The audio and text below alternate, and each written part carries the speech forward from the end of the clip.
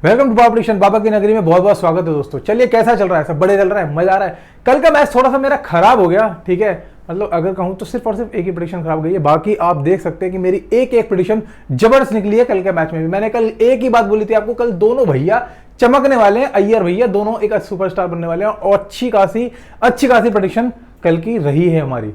चलिए ठीक है, देखिए हार जीत तो चलती है, एवरेज भी जाते हैं और लगातार 3 दिन से जीतने को मिल रहा था ना, प्रॉफिट मिल रहा था। एक दिन खराब भी चला गया, कोई बात नहीं, लेकिन दोबारा कमाने का मौका आ चुका है। ठीक है, 2 मैचेस है कल, मतलब डबल हेडर आपके लिए, और डबल हेडर में आपको 100% प्रॉफिट मिलेगा। ये भी पावर प्रेडिक्शन का वादा है इस मैच में। तो पहले तो जल्दी से अभी तक टेलीग्राम जिसने ज्वाइन नहीं किया है उसका लिंक दे रखा है डिस्क्रिप्शन और कमेंट बॉक्स में, जाके ज्वाइन जरूर करना, टेलीग्राम पे जरूर आना, क्योंकि फाइनल टीम आपको वहीं मिलेगी।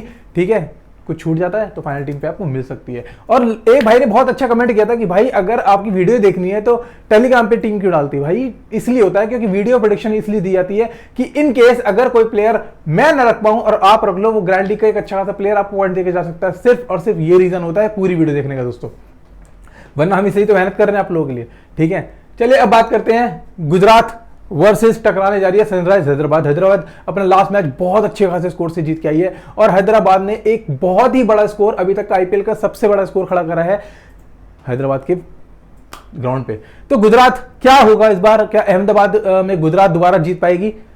क्या गुजरात इस बार जीत पाएगी और हैदराबाद क्या दोबारा जीत पाएगी? तो देखते हैं कि शुभमन गिल की कैप्टनशिप में कौन चलेगा, कौन नहीं चलेगा, कौन ग्रैंड लीग का कैप्टन निकलने वाला है, कौन वाइस कैप्टन निकलने वाला है, सब कुछ डिस्कस करूंगा। लेकिन ये बात ध्यान रखना, वीडियो स्किप मत करना, ठीक है। लाइक कमेंट शेयर ज्यादा से ज्यादा करना। बेस्ट 5 कमेंट्स आप पता ही है ना, 500 रुपए फिक्स है, रोज के फिक्स है आपके। बेस्ट कमेंट जो भी 5 निकलेंगे ले जाएंगे 100 रुपए। तो 12वां आईपीएल मैच है 31 मार्च, कल है दोपहर को 3 बजे टॉस होगा। टेलीग्राम पे एक्टिव रहना। चलिए कुछ बात करते हैं हेड टू हेड की। तो हेड टू हेड में अभी तक 3 मैचेस हो चुके हैं, जिसमें से गुजरात अभी तक 2 जीती है और एसआरएच अभी तक 1 ही मैच जीती है इनके हेड टू हेड में। नरेंद्र मोदी स्टेडियम की अगर पिच की बात करी जाए तो दोस्तों सबको ही जानते हैं कि बैटिंग पिच होती है। मोस्टली यहाँ पे बैटिंग एक स्कोर अच्छा खासा होता है, चाहे आप चेज करने जाओ चाहे बैटिंग फर्स्ट करो, एक ठीक ठाक स्कोर बन जाता है यहाँ पे। मतलब 160 से 200 तक बनता है यहाँ पे, बहुत आराम से ठीक ठाक स्कोर बन जाता है, इतना मान के चलते हैं। यहाँ पे हाईएस्ट टोटल यहाँ पे 233 बना है, ठीक है। लोएस्ट यहाँ पे 102 बना है। जहाँ पे लोएस्ट ही 102 बना हो तो वहाँ पे मिनिमम एवरेज 150 जाता ही जाता है। तो मैं अच्छे स्कोर की बात करूँ तो 170 से एक अच्छा खासा स्कोर जाने के चांस है, जो भी पहले बैटिंग यहाँ पे करने वाला है। ठीक है, अब बात करते हैं यहाँ पे थोड़ा सा पिच देख लेते हैं क्या रहने वाली है। तो pitch there is slightly bigger boundaries at Narendra Modi stadium. The shortest boundary in front of the stump 67 meter, one of the square boundaries, the other ones are 71-72 meters.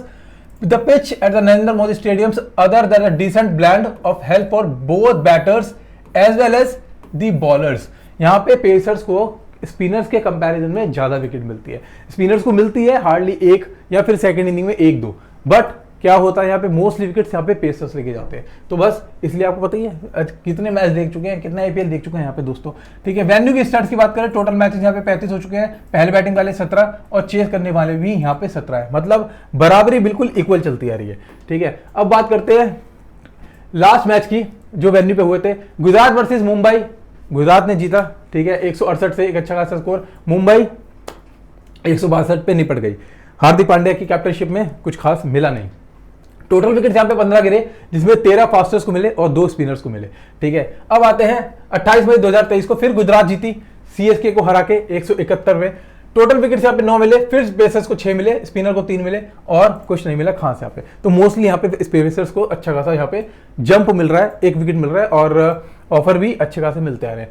Sunrise पहले इनकी प्लेइंग 11 की बात देखते हैं हैदराबाद की। मयंक अग्रवाल है, ट्रेविस हेड है, अभिषेक वर्मा है, एडन मार्करम है, हेनरिच क्लासन है, अब्दुल समाद है, शहबाज अहमद है, पैट कमिंस है, भुवनेश्वर कुमार है, जयदेव खट है।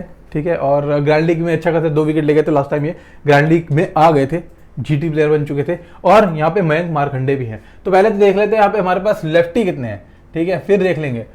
हमारे पास है ट्रेविस हेड लेफ्टी के हिसाब से, अभिषेक वर्मा है जो एक अच्छी खासी बैटिंग ऑर्डर से कहा था, और मैंने आपको कहा था भाई अभिषेक शर्मा एक अच्छी खासी, इनको बैटिंग ऑर्डर में चेंजेस करने हुए तो ये अभिषेक शर्मा को लेके आ सकते हैं यहाँ पे। ठीक है, तो और तीसरा है शहबाज अहमद। यहाँ तक बैटिंग आने के चांस बहुत ही कम होते हैं। ठीक है, चलिए अब बात करते हैं इनकी हेड टू हेड और रिसेंट पे।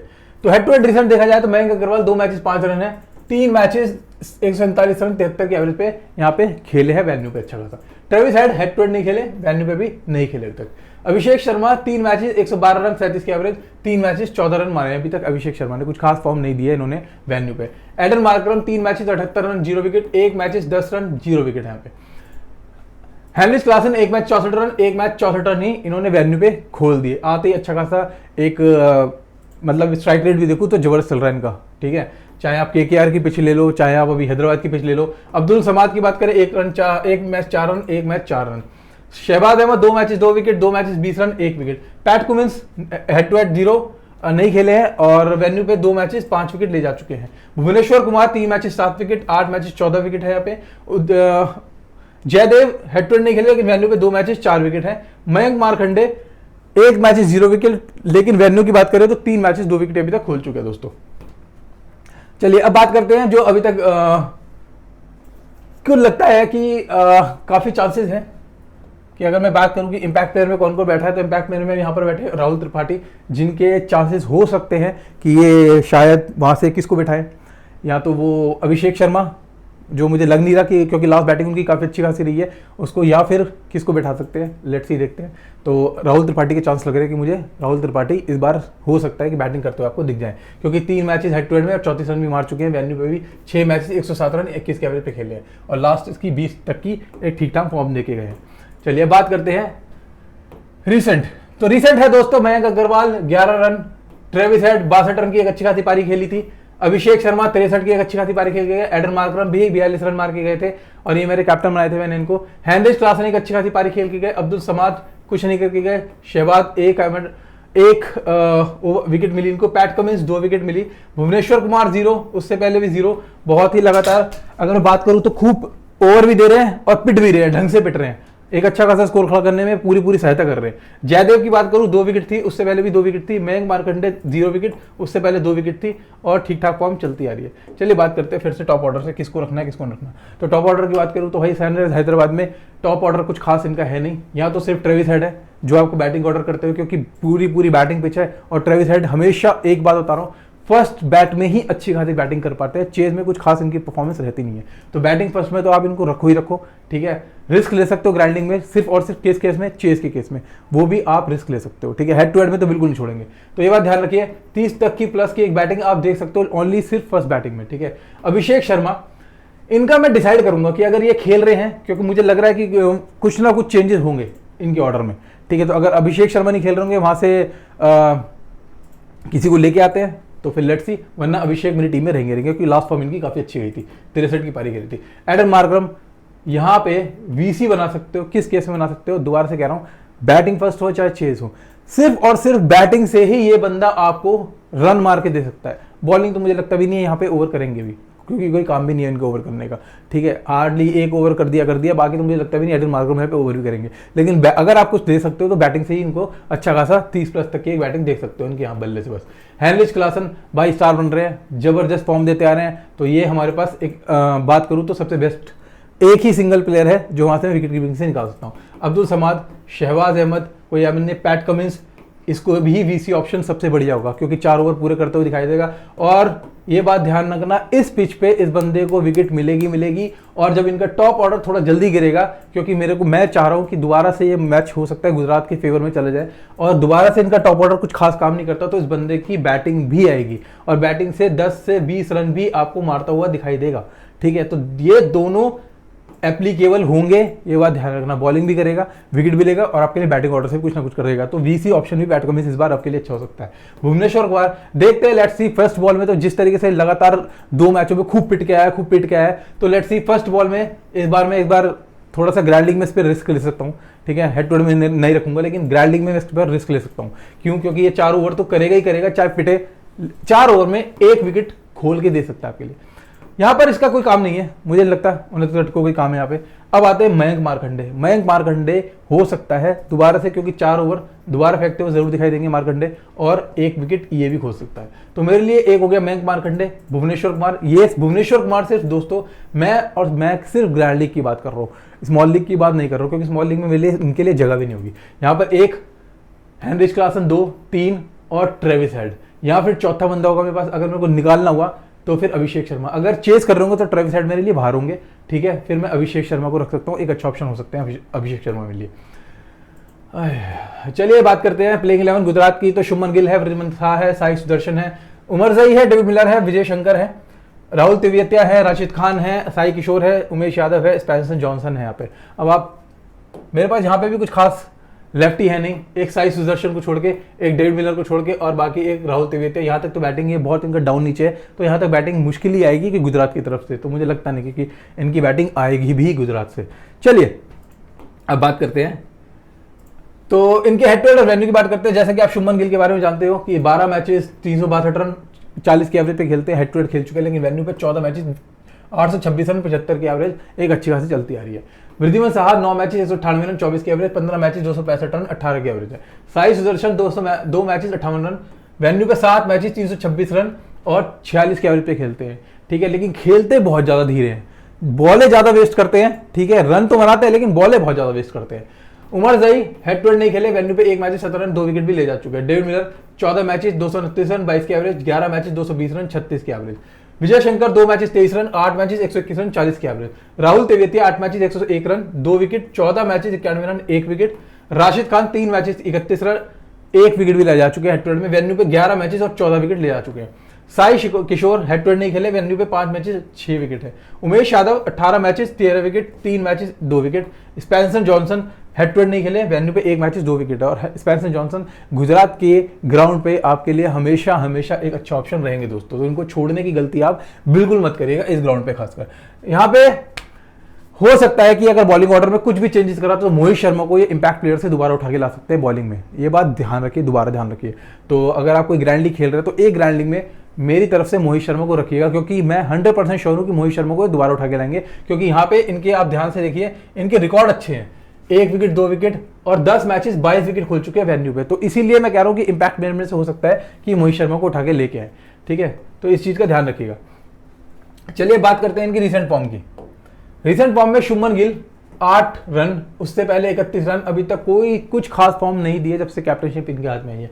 वृद्धिमान साहा 21 रन 19 रन, कोई फॉर्म नहीं दिया इन्होंने।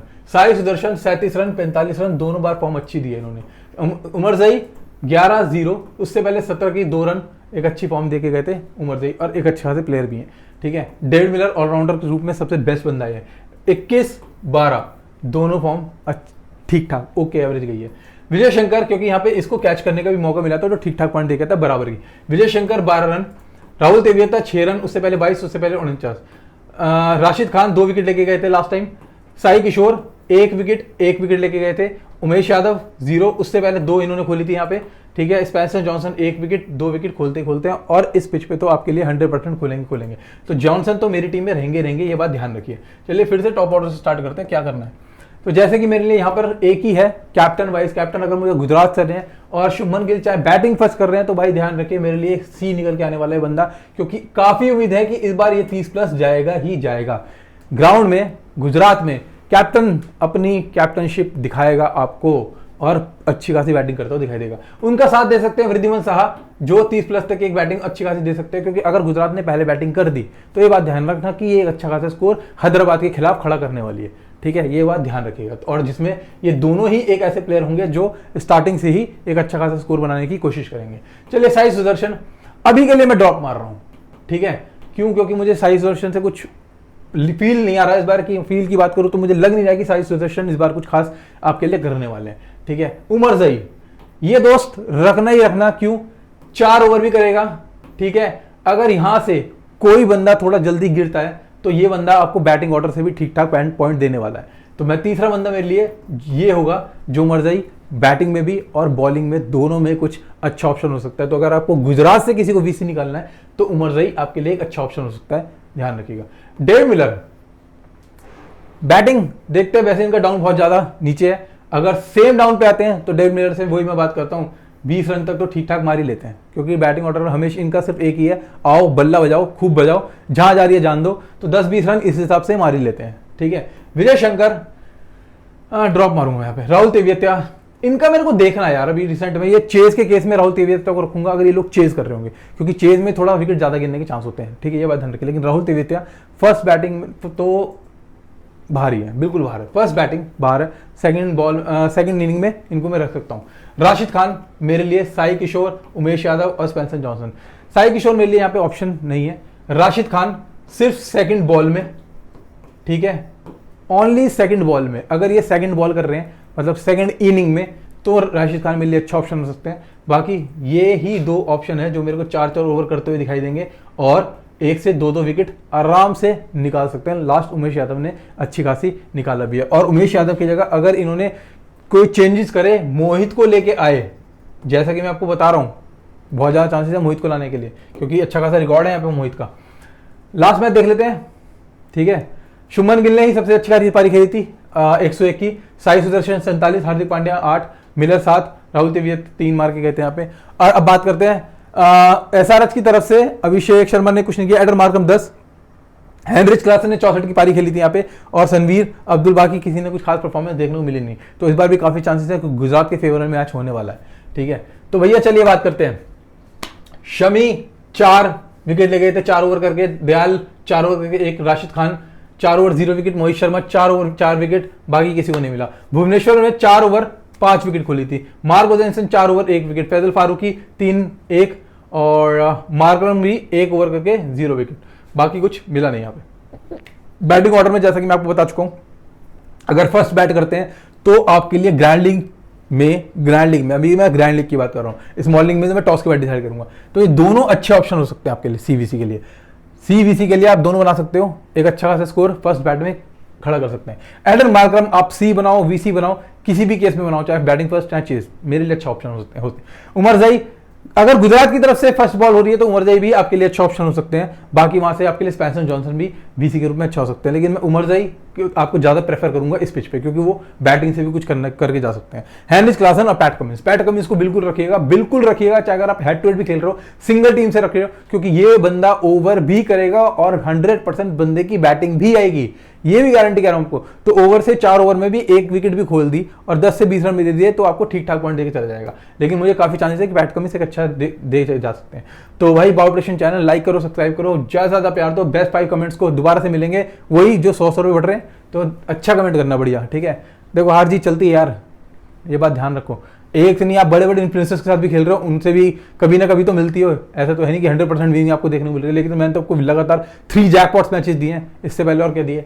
चलिए हेनरिच क्लासन, मैंने एक फाइनल टीम बनाई है, अगर कोई चेंजेस नहीं होते, अगर मैं उस हिसाब से सोच रहा हूं, ठीक है। हेनरिच क्लासन, वृद्धिमान साहा, अगर ये फर्स्ट बैट करते हैं तो सीवीसी आप इनको रख सकते हो, grand league, only grand league. मतलब हेड टू हेड में तो आप रखोगे, ये मेरे हेड टू हेड में ये भी रहेंगे, कैप्टन मेरे गिल रहने वाले, लेकिन अगर ग्रैंड लीग खेल रहे हो तो सीवीसी यही बना लेना, ठीक है। डेविड मिलर, अभिषेक शर्मा, अभी डेविड मिलर मैंने इसलिए रखा है कि अगर कोई चेंजेस नहीं होता है तो अभी तक के लिए डेविड मिलर है मेरे लिए, ठीक है। अभिषेक शर्मा क्योंकि बैटिंग ऑर्डर से काफी अच्छा मार के आए हैं यहाँ पे। एडन मार्करम, मार्को जेंसन देखते हैं, लेट्स सी, डिसाइड करेंगे, क्योंकि यहाँ पे मार्को जेंसन का कुछ खास है नहीं, ठीक है। चलिए उमर जाई, ये वीसी के ऑप्शन हो सकते हैं अगर फर्स्ट बॉल कर रहे हैं, ये बात ध्यान रखिए। राशिद खान, पैट कमिंस और मोहित शर्मा, ये मैं आपको पहले बता चुका हूँ, इम्पैक्ट प्लेयर और लाएंगे। दूसरा बनना यहाँ पे आप रख सकते हो स्पेंसर जॉनसन, ठीक है। ये भी आपके लिए 4 ओवर करेगा और 1 से 2 विकेट खोलता है, ये बात ध्यान रखिए। तो भैया फाइनल टीम ये है, तो जाइए, मिलते हैं फिर, जय बाबा की।